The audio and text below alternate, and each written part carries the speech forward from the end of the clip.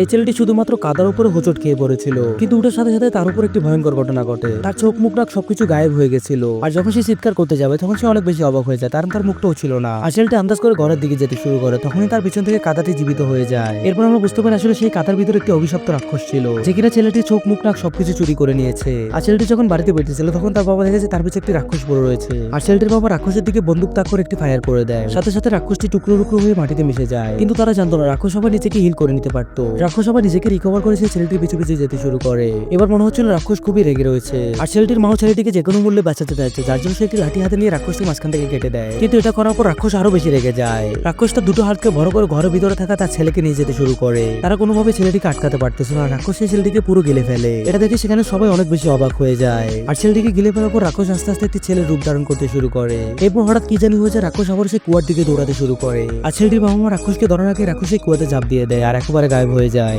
Part 2 দেখতে চাইলে চ্যানেলটা সাবস্ক্রাইব করে কমেন্টে পার্ট 2 লিখে দেবেন। আপনি এই জায়গায় ক্লিক করেন তাহলে খুব সুন্দর একটা ভিডিও দেখতে পারবেন।